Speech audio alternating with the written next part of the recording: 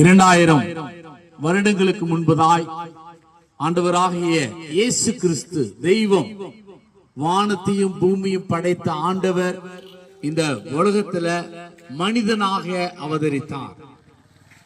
மனிதனாய் இந்த உலகத்துல வந்து பிறந்தார். அருமையானவர்களே, கடவுளை தேடிக்கொண்டிருக்கிற இந்த உலகத்துல அவர் நம்மை தேடி இந்த உலகத்துல வந்தார். தேவன் கடவுள் மனிதனை தேடி இந்த உலகத்துல வந்தார் என்பதுதான் இந்த கிறிஸ்துமஸ் நற்செய்தி. அவர் பிறக்கும் பொழுது அவருக்கு இயேசு என்று பெயரிட வேண்டும் என்று சொல்லி தேவதூதர்களால் பெயரிடப்பட்டது. அதனுடைய அர்த்தம் என்னவென்று சொன்னால், இயேசு என்பதற்கு அவர் தமது ஜனங்களின் பாவங்களை நீக்கி நம்மை ரட்சிப்பார் என்று சொல்லி அர்த்தம்.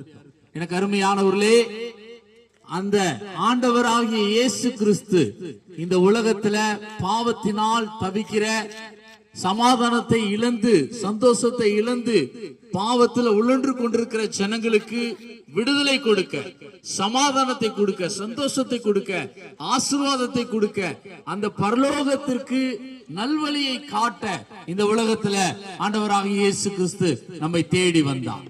அவர் மனிதனாய் பிறந்து வாழ்ந்து கல்வாரி சிலுவையில நம்முடைய பாவங்களுக்காக அவர் மரித்து அடக்கம் பண்ணப்பட்டு 3வது நாள் உயிரோடு கூட எழுந்தார்.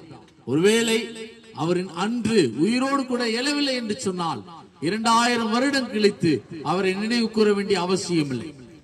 இந்த இங்கே கூடியிருக்கிற அன்பு ஜனங்களே, அந்த இயேசு கிறிஸ்து மரித்து 3வது நாள் உயிரோடு எழுந்த ஆண்டவர் இன்றும் ஜீவிக்கிற தேவன். அவரை விசுவாசிக்கிறவர்கள், அவரை நம்புகிறவர்களுக்கு அவர் புதிய வாழ்க்கை தருகிறார். அவருடைய பாவங்களை மன்னித்து சமாதானத்தை சந்தோஷத்தை தருகிற தேவன். அதே போல அவர்களுக்கு நித்திய வாழ்க்கையை தேவன் தருகிறார். அந்த இயேசு கிறிஸ்துவை விசுவாசியுங்கள், நம்புங்கள், ஆண்டவரை ஏற்றுக்கொள்ளுங்கள். உங்களுடைய வாழ்க்கையிலும் ஒரு தெய்வீக சமாதானம் உங்களை நிரப்பும். வருகிற வருடமானது ஒரு ஆசீர்வாதமான ஆண்டாய் உங்களுடைய குடும்பங்கள்ல கர்த்தர் மாற்றி தருவார்.